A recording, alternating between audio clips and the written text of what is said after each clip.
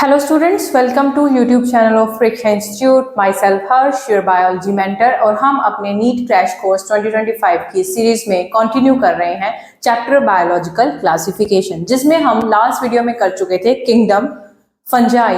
Now with that we have a little more topic, a symbiotic association of fungi, that is mycorrhiza.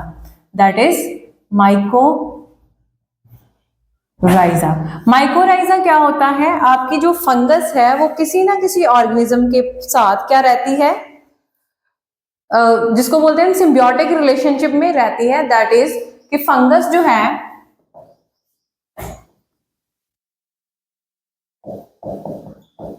Fungus is in symbiotic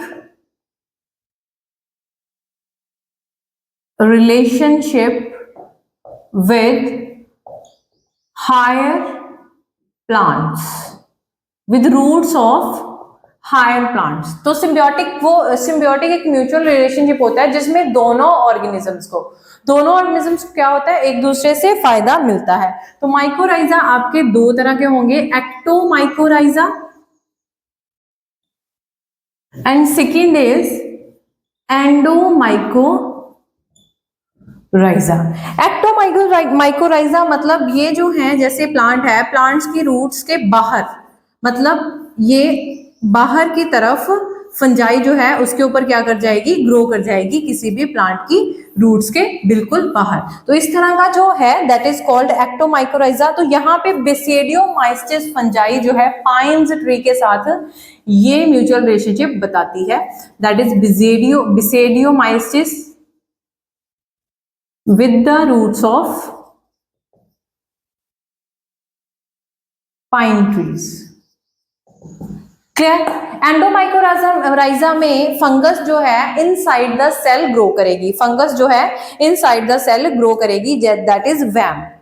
example VAM and ग्लोमुलस।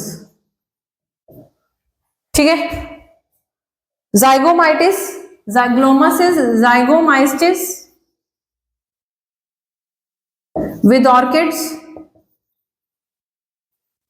and VAM is vascular,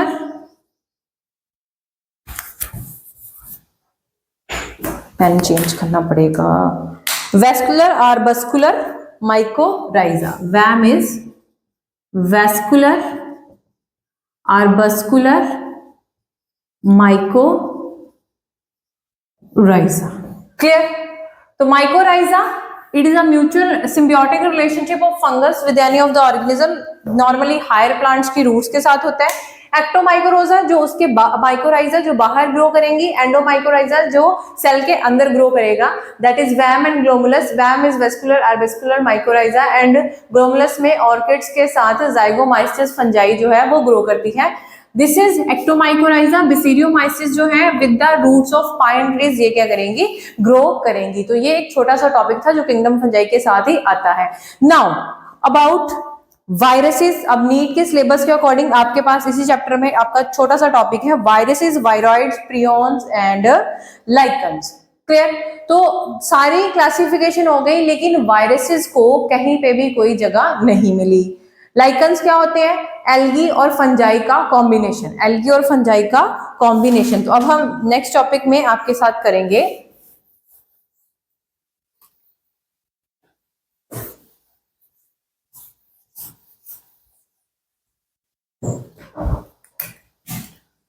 lichens, viruses, viroids and prions तो first of all lichens, algae and fungi दोनों symbiosis form में रहते हैं। जैसे fungi रहती है roots के साथ, दैट इज कॉल्ड माइकोराइजा, और यहाँ पे एल्गी और फंजाई दोनों क्या रहेंगे, सिम्बियोटिक रिलेशनशिप में रहेंगे। एल्गल पार्ट को हम बोलते हैं फाइकोबायोन्ट एंड फंगल पार्ट जो है दैट इज कॉल्ड माइकोबायोन्ट। ठीक है? Algal part is phycobiont and this is called mycobiont. Algae क्या करेगी, फोटोसिंथेसिस करेगी। एल्गी पार्ट क्या करेगा, फोटोसिंथेसिस करेगा।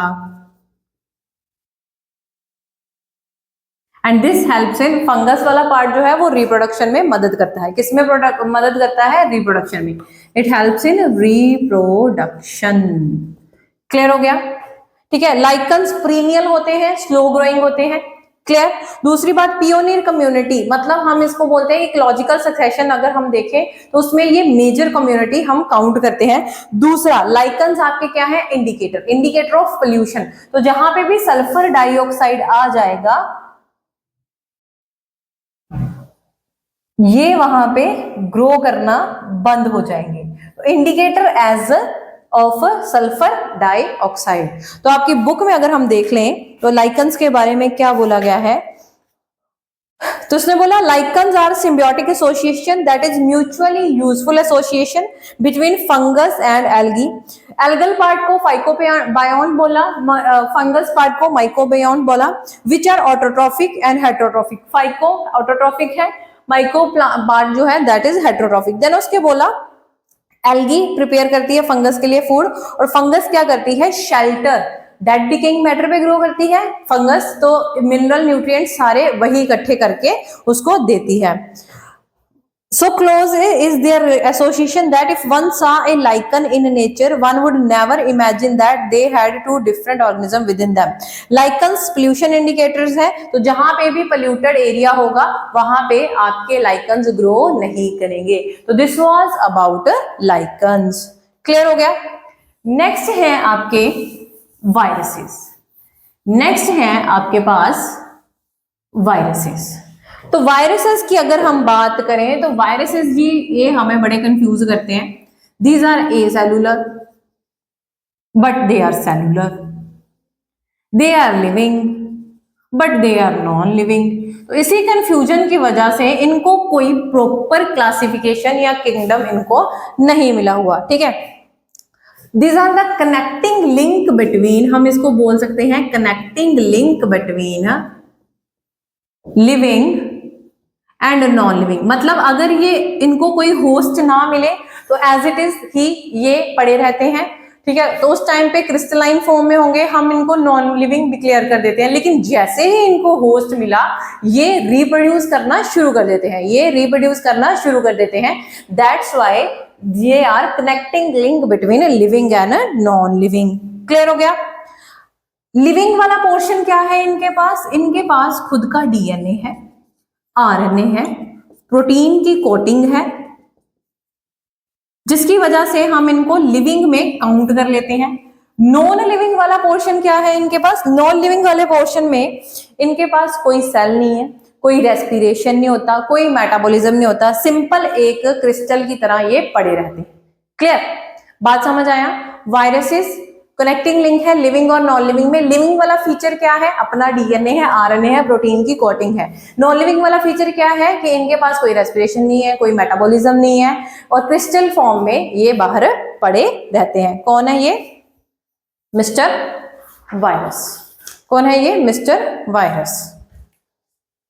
तो यहां पे आपके पास कुछ साइंटिस्ट आएंगे जिन्होंने वायरस के बारे में कुछ जानकारी हमें दी। तो पहले थोड़ा सा आपकी एनसीईआरटी से देख लें कि वायरस कहता क्या है। In the 5 kingdom classification of Whittaker there is no mention of lichens and some acellular organisms like virus, viroids and prions. तो यहाँ पे इनको अलग से हमने आपको बताया है। All of us who suffered from ill effects of common cold, flu, what effects viruses can have on us even if we do not associated it with our condition. इसने बोला virus did not have a place in classification, तो हम उसको ना तो non living बोलते हैं ना ही लिविंग बोलते हैं, क्योंकि लिविंग वालों के पास सेल स्ट्रक्चर है। वायरसेस जो है नॉन सेलुलर ऑर्गेनिज्म है that are characterized by having a inert crystalline structure outside the living cell.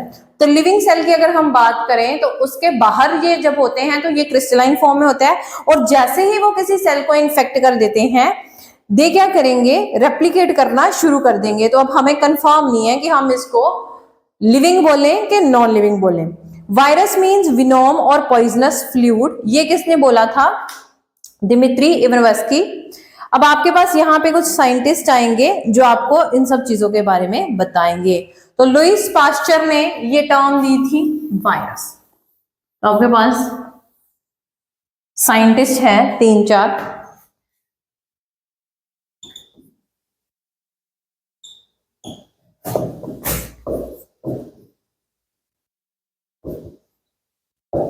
आपकी बुक में साइंटिस्ट है that is DJ Ivanowsky, Dmitri बोल सकते हैं इसको,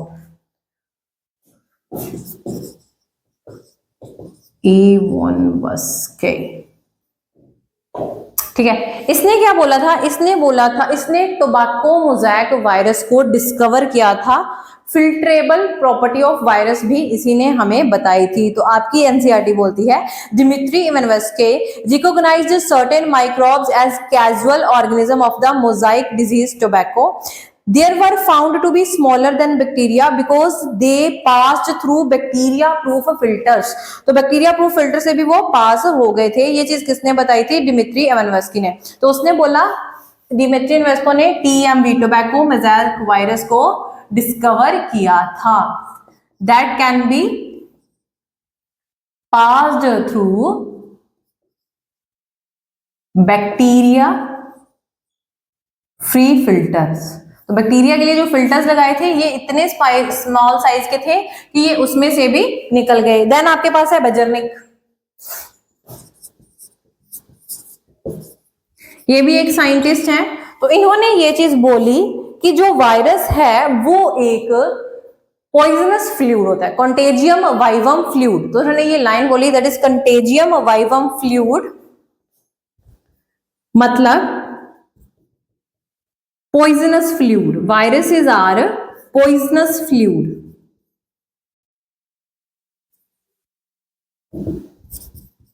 ये चीज किसने बोली? बिजर्निक ने बोली।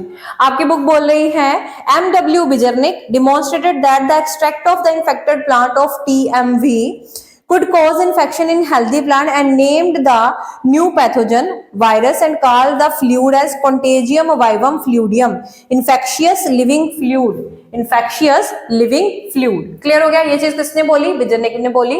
उसने बोला कि जो चीज यहाँ पे निकली है ना, इवानोव्स्की जो निकाला दैट इज TMV, वो क्या कर रही है? हेल्दी प्लांट्स को भी इन्फेक्ट कर रही है। और उस फ्लूइड को उसने बोला आपका कंटेजियम विवियम फ्लूइडियम, कंटेजियम विवियम फ्लूइडियम। क्लियर? देन आपके पास था WM स्टैनली, ये साइंटिस्ट आए। इन्होंने क्या किया? इन्होंने वायरस कुड बी क्रिस्टलाइज्ड, तो क्रिस्टलाइन फॉर्म जो है TMV की, इन्होंने वो डिस्कवर की।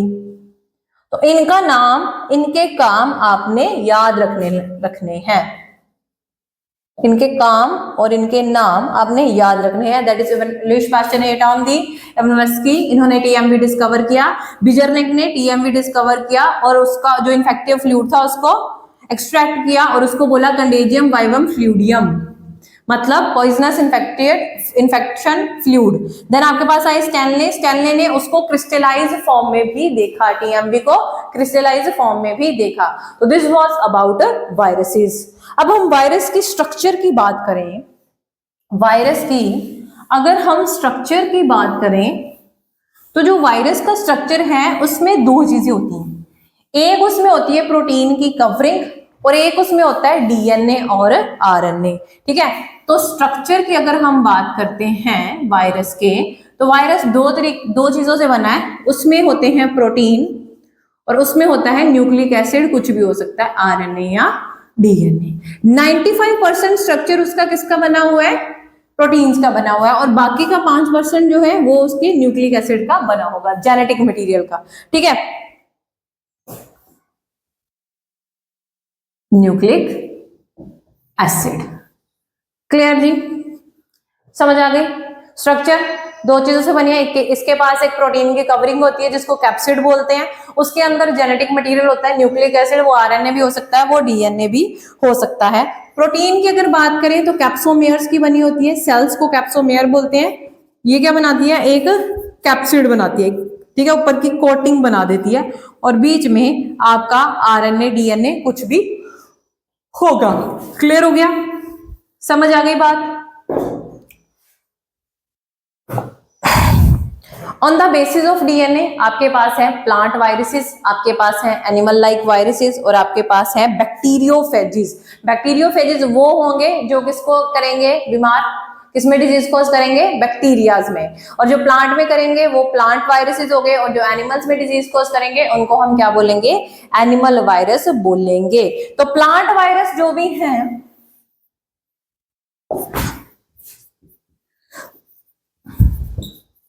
That is single stranded RNA से बने होंगे, उनका न्यूक्लिक एसिड ये है। Animal like and bacteriophage. Bacteriophage क्या है? जो कि आपके बैक्टीरिया में डिजीज कोज करते हैं। डबल स्टैंडर्ड डीएनए, इनका जेनेटिक मटेरियल क्या है? Double standard DNA. इनके पास single standard RNA, double standard RNA, double standard DNA, ये तीनों ही एज ए जेनेटिक मटेरियल काम करते हैं। तो प्लांट वायरसेस में सिंगल स्टैंडर्ड आरएनए होगा, प्रोटीन कवरिंग तो होगी ही होगी। एनिमल में तीनों single standard RNA, double standard RNA, double standard DNA, और बैक्टीरियोफेजेस में डबल स्टैंडर्ड डीएनए। क्लियर हो गया? इनके जेनेटिक मटेरियल के बेसिस पे ये प्लांट लाइक है, ये एनिमल लाइक है, और ये क्या है? Bacteriophage like. क्लियर हो गया?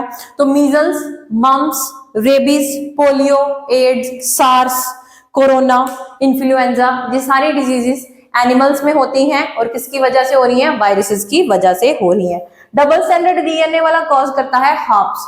क्या कॉज करता है? Hops, small pox, chicken pox, ये डिजीजेज कॉज करते हैं। क्लियर? सिंगल स्टैंडर्ड वाले मीजल्स, मम्प्स, रेबीज, कोरोना, ये सारी चीजें कॉज करते हैं ये वाली बीमारियां, और डबल स्टैंडर्ड वाला आपका हॉप्स कॉज करता है, और इसके साथ साथ ही चिकन पॉक्स और स्मॉल पॉक्स भी ये करता है। अब आपके पास आ गए विरॉइड्स एंड प्रियॉन्स। अब ये जो वायरसेस की स्ट्रक्चर है, ये प्रोटीन की है, ये न्यूक्लिक एसिड की बनी है। ठीक है? कभी कभी क्या होता है, कुछ के पास अकेला प्रोटीन स्ट्रक्चर होता है और कुछ के पास अकेला न्यूक्लिक एसिड वाला स्ट्रक्चर होता है, तो उसकी वजह से हम इनको सब वायरल एजेंट्स बोलते हैं। उसकी वजह से हम इसको क्या बोलते हैं? सब वायरल एजेंट्स, जिसमें आपके आगे वायरॉइड्स आगे और आपके क्या आगे? प्रियॉन्स आगे। आपके पास क्या आगे? वायरॉइड्स, एंड आपके पास क्या आगे? प्रियॉन्स आगे। वायरॉइड्स जो होंगे उनमें सिर्फ न्यूक्लिक एसिड होगा, प्रोटीन की कवरिंग खत्म। और अगर हम बात करें प्रियॉन्स की, तो प्रियॉन्स में क्या होगा? प्रोटीन्स होंगे, न्यूक्लिक एसिड नहीं होंगे। और अब आपको पता है कि अगर न्यूक्लिक एसिड है तो न्यूक्लिक एसिड सिर्फ 5% है, तो उस पर्टिकुलर चीज का मॉलिक्यूलर वेट क्या होगा? कम होगा, क्योंकि प्रोटीन की कवरिंग एब्सेंट है। प्रोटीन की स्ट्रक्चर, वायरस के स्ट्रक्चर में प्रोटीन कितनी है? 95% है ना। 95% प्रोटीन है, तो वही एब्सेंट है वायरॉइड्स में। तो वायरॉइड्स में आपकी 95% प्रोटीन एब्सेंट है, सिर्फ न्यूक्लिक एसिड प्रेजेंट है, तो वो आपका क्या हो गया? मॉलिक्यूलर वेट उसका कम हो जाएगा। उसी तरह से प्रियॉन्स की अगर बात करें, तो प्रियॉन्स में न्यूक्लिक एसिड एब्सेंट है, सिर्फ प्रोटीन्स हैं, तो उसमें मॉलिक्यूलर वेट क्या हो जाएगा? ज्यादा हो जाएगा। मॉलिक्यूलर वेट क्या हो जाएगा? ज्यादा हो जाएगा। तो वायरॉइड्स में स्ट्रक्चर की अगर हम बात करें, यहां ओहो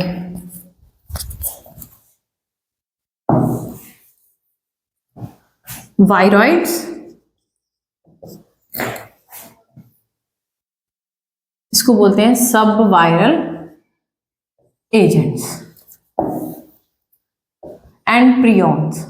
viroids protein absent, prions protein present. इसका मॉलिक्यूलर वेट हाई और इसका मॉलिक्यूलर वेट कम। क्यों? क्योंकि इसमें सिर्फ क्या है? न्यूक्लिक एसिड है। इसमें सिर्फ क्या है? Nucleic acid. कौन सा? RNA particles. इसमें क्या है? RNA particles. इसकी बात हो रही है। तो this was your about viroids, prions, viruses and lichens and mycorrhiza. Now in our next video we will start the next kingdom plantae. So kindly stay with us and subscribe our channel. Thank you students.